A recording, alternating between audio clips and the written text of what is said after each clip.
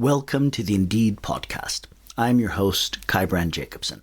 This episode of our podcast is on an introduction to evidence-based evaluation in the preventing and countering of violent extremism and de-radicalization fields. In this, the first interview in our series, we begin with a conversation with Stephan Klose, a postdoctoral researcher at the Brussels School of Governance.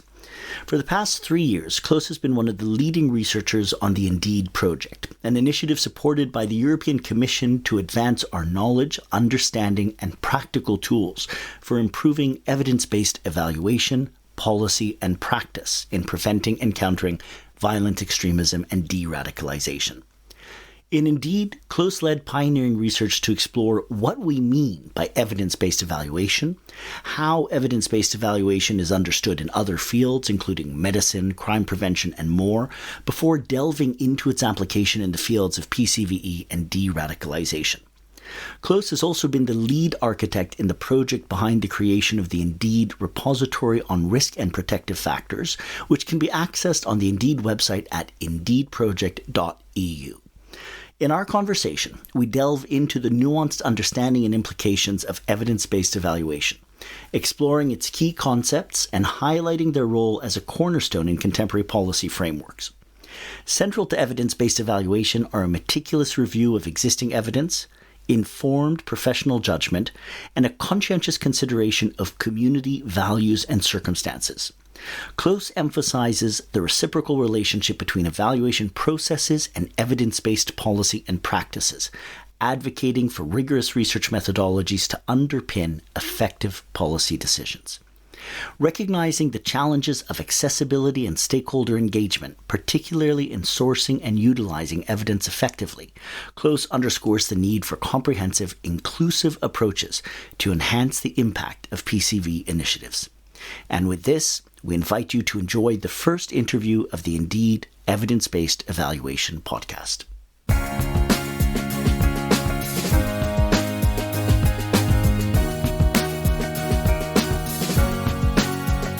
Welcome, and thank you for joining us for this interview in the Indeed Knowledge series. Indeed is a collaborative project bringing together practitioners, researchers, and organizations across Europe working to advance the field of evidence-based evaluation and evidence-based policy and practice. I'm very glad to be joined here now by one of the leading researchers in this project, Stephan Klose. Stephan, thank you very much for being with us. Thank you, Kai, for having me.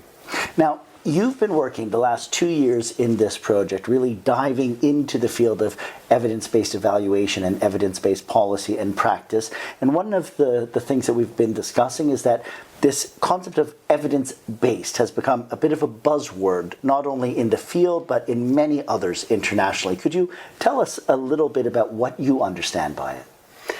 Yeah, so evidence-based practice is one of the much talked about buzzwords out there in the policy field, and as you rightly mentioned, across the board, we've got evidence-based agriculture, evidence-based education, evidence-based policing, and especially in the Anglosphere, in the UK, in the United States and Canada, this is a really big topic.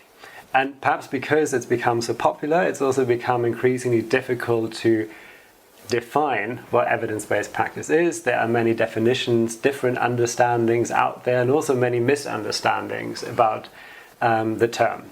So the most common definition, which I think is also the most useful one of evidence-based practice, is of evidence-based practice as a decision-making process, and a very specific kind of decision-making process which rests on 3 core elements. The first element, which is maybe the most obvious one, is a review of the evidence base, so a review of existing research. This is one element that we want to have in the decision-making process.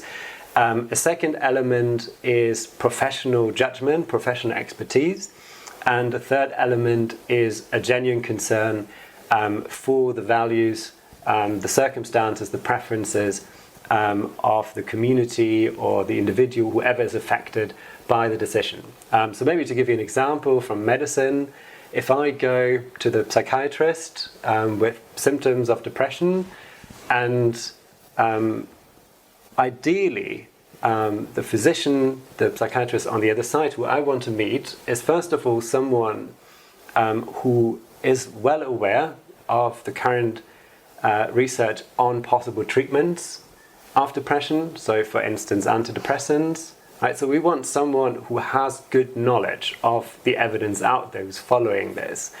But we also want someone who has clinical expertise. Right? We do not want to meet a researcher who sits at the desk, right, and who has great knowledge of research, but who doesn't know how to diagnose me correctly. Right? So we want a clinical expert who is good at recognizing symptoms and so on.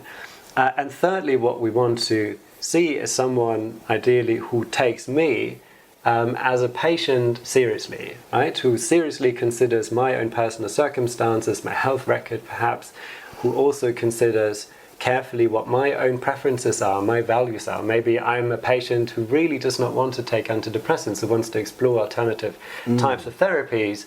And so that healthcare professional who we're imagining here, like someone who's well aware of the research evidence, someone who's a clinical expert, and someone who is very patient-oriented in their work, like this would probably describe the perfect practitioner of evidence-based medicine. And the idea is that this type of decision-making, which includes these three aspects, like that should be applied in other areas as well, be that education or policing or social work.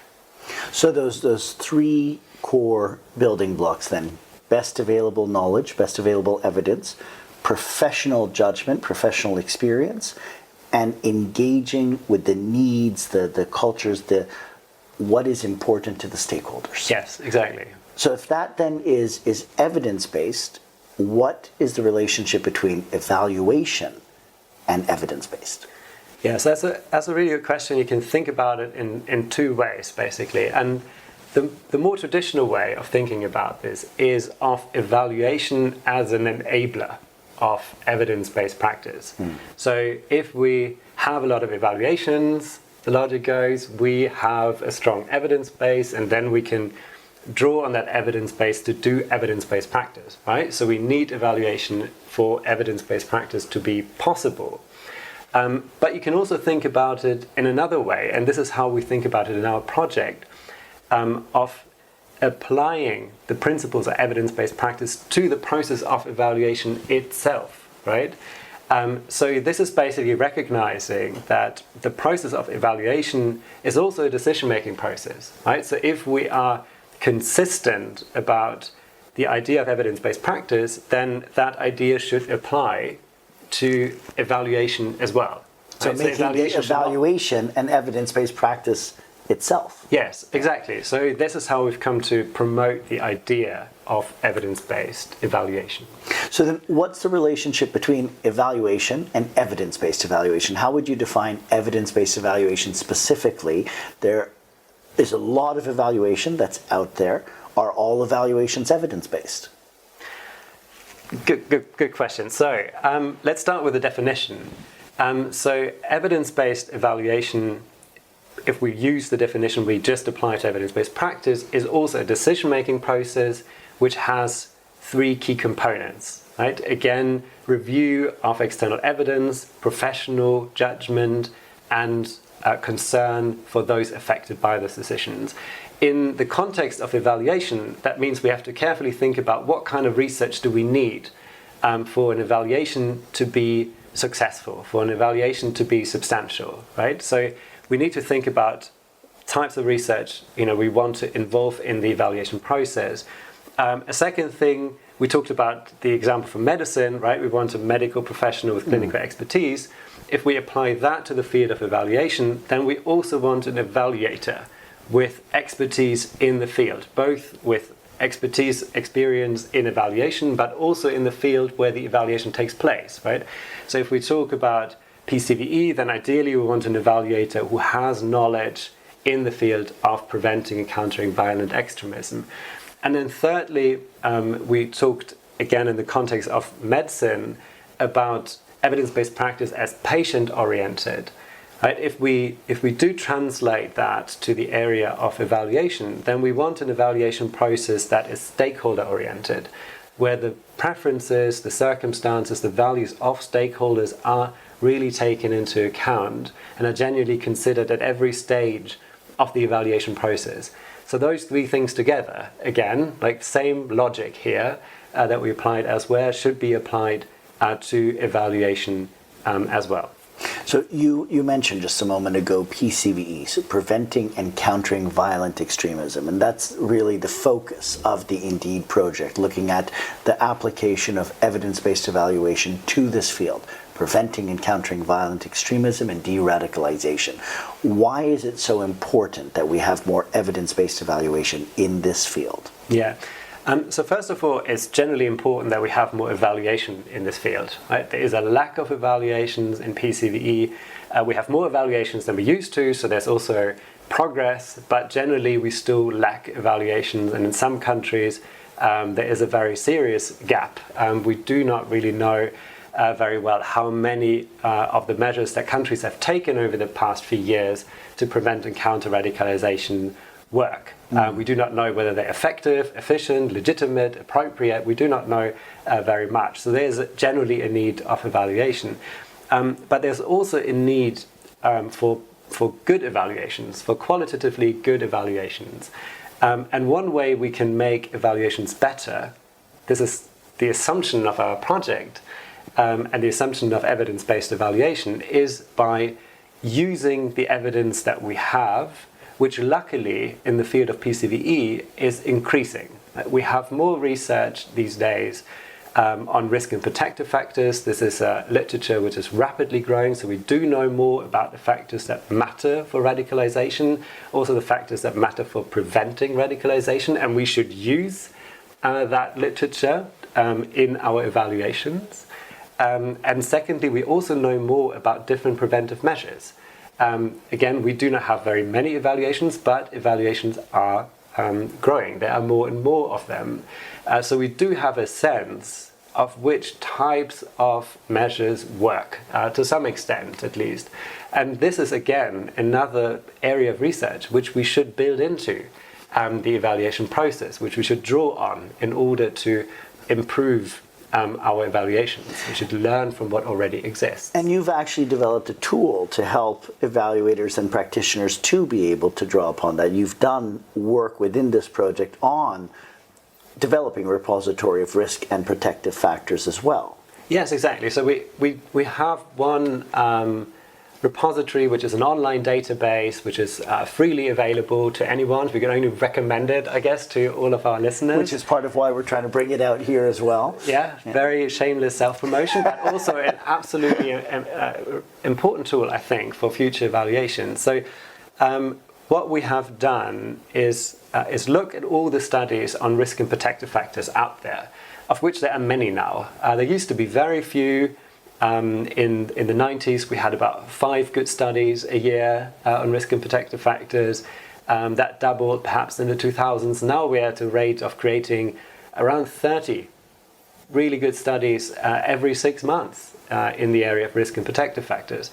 So that literature is rapidly growing, but there's a problem because that literature is hard to access, right? For any practitioner, but also for any researcher, really. First of all, these studies can be hard to find because they are scattered across different academic journals, scattered across different books, handbooks, edited books, whatnot, in the fields of psychology, social work, education, criminology, and so on. So it's difficult to understand what is going on in that discussion around protective factors and risk factors, and they often sit behind a paywall.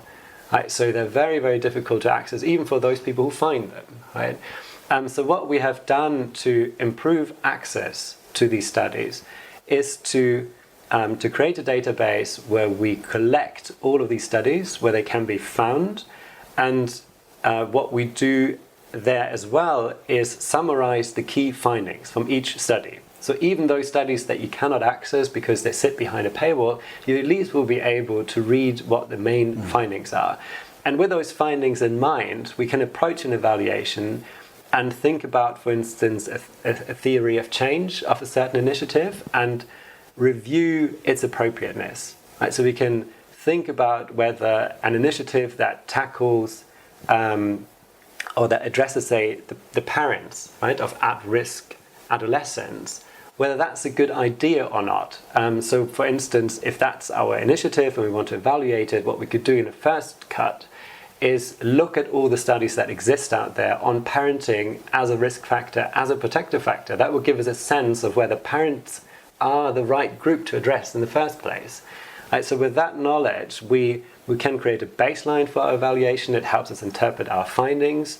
And sometimes we can even derive some good indicators from looking at the studies that are already out there. And that is really an incredibly important and very significant step forward for the field. When you mentioned earlier best available evidence, part of what is necessary is to actually make that evidence available and in a way that practitioners, policymakers, and experts can engage with it. And that's what the Indeed repository really does. You cited a challenge there, the fact that sometimes evidence is there, but it's scattered in different areas or it's behind a paywall.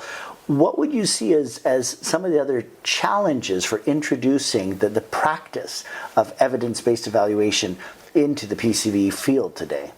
Yeah, so unfortunately there are quite a few challenges out there to each of these different principles of evidence-based evaluation. So we have challenges to the availability of evidence. We just talked about a few of those.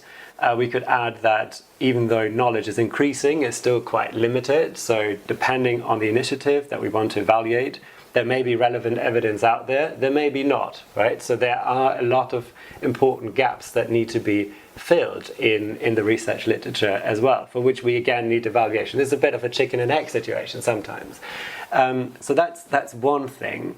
But there are also a number of significant hurdles when we look at the other two aspects, right? So when we look at stakeholder inclusion, for instance, and we want to promote this idea of a genuine concern for the stakeholder values, preferences, and circumstances, what we need in order to do that is time, for example, right? And often there is no time in an evaluation. The way many evaluations are planned is only leave space for a very rushed process, for a very rigid process. Maybe the evaluation design is already decided up front, and that leaves very little room for stakeholder involvement, for stakeholders to voice their concerns, for stakeholders to be part of this evaluation experience at all. Another problem is resources, right? If you want to include stakeholders, you need not only time, but you need maybe more people who work on the evaluation in order to speak to everyone, in order to have resources that allow you to gather all the relevant people, and so on and so on. So there are a number of problems there. And then finally, we also have to talk about expertise, right? There are many countries where we have a lack of expertise in the field of evaluation. And that too is an important hurdle, right? So we have to build up expertise as well. So if we think about ways to improve evidence-based evaluation, or making it happen, making it possible, we not only have to think about making research available or investing more in research. That's only one aspect, right? We also have to think about how can we include stakeholders in a thorough way, and how can we make sure that we have experienced, good evaluators with the right type of expertise. So, looking at this, what do you see as some of the solutions for how we can advance this within the field? What are some of the innovations that you've been coming across in your work? Yeah, so again, maybe looking at these three parts separately, when it comes to improving the situation around accessing research, accessing available evidence, we just mentioned one part of the solution, right, which is our repository. Yes, exactly. And we probably need more of those. That is just one literature that we summarize that way, and there are other important literatures out there that we should summarize in similar fashion, right? So it's good if we can quickly get to know more about risk and protective factors. We also need a repository which we will build in Indeed still, which looks at preventive measures and what we know about them. Like, what do current evaluations tell us about counter-narrative programs, for example? Do they work? If so, when? Under what circumstances? Which types of counter-narrative programs work? We do have more evidence there on those. We do have more studies coming out. And we need to summarize that kind of knowledge as well. Another type of knowledge which is really important is evaluation practices themselves. To my knowledge, at this point, we do not have a good repository which summarizes what we know about evaluation work, right? So there are many studies out there on how to include stakeholders, for instance. There are systematic reviews that tell us how to include stakeholders. But again, that kind of knowledge can be very difficult to find and can be difficult to find quickly. And often in evaluations, we need it quickly, right? Again, the time constraints. So there is room for more of these databases, and ideally they should be integrated in such a way that they are accessible to people and people know of them. That's one part. Sorry for a long answer, but I'm going to go through the others quickly. Expertise. So we need to build expertise. One way we could perhaps do this is by more often bringing together evaluators from different countries. We have some countries which have a lot of evaluation expertise, which have been evaluating for already quite a few years in this area, in this field of PCVE. The UK, the Netherlands, Scandinavian countries are certainly up there. And then there are other countries in other parts of Europe, perhaps in the south and east especially, which have less of that kind of expertise. So by bringing people together from different parts of Europe, we can help strengthen evaluation experiences and expertise across the board. So not every country has to go through its own capacities for evaluation. Yes, exactly. So that's maybe one way to address that problem. Another way to address it is through clever online tools, through webinars, through podcasts such as this one, which people can listen to from across the continent and beyond. So that's another way of strengthening that kind of expertise. And then when it comes to stakeholder inclusion, I think what we really need there is find ways of creating awareness for how important it is that evaluations are well planned, that they have enough time and resources, and which are essential in order to reach out to people in a sufficient way, and also to do the follow-up in a way that leads to learning effects in an organization. So for that, we need to think of evaluation with a very different time frame, and I hope that this project helps us a bit to promote that kind of understanding of evaluation. So let's look at that shift in time frame, because one of the challenges which has come up, been identified within the project, we hear it time and again from evaluators, you mentioned it yourself now as well, time and resources. That evaluation is often done at the end of a project, sometimes it's done quite rushed. Yeah. If we go back to this example from medicine, part of what I find most inspiring and exciting about the medical field is they have built an approach to learning in the field. They've built an approach to identifying and understanding the importance of evidence and learning, but also then of how you transmit that in the field. So you have actual systems in place. You have medical conferences, you have medical seminars, you do case review after particular operations, and they built it into their way of work in the field. It's not seen as something that is separate from or an add-on, but it's part of the fundament of the practice of medicine. How would you see us going there in the field of PVE, CVE, and in strengthening evaluation practice in Europe? What do we need to do to build this into our way of work in the field? Yeah, so I think we've made some advances in the field of PCVE, so this is quite encouraging. I think there is more awareness around evaluation. We do evaluate more than we used to. We have a better knowledge base than we used to, so that's all good. And this also creates experience, expertise. We have more people who have done an evaluation before in this field. So that is great, and there's certainly a lot of things that are going the right direction. We also have a number of available tools that help people evaluate. There are many organizations which are working on some, ours included.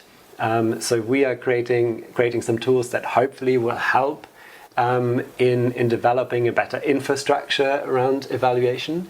So this is what Indeed at its core it's all about.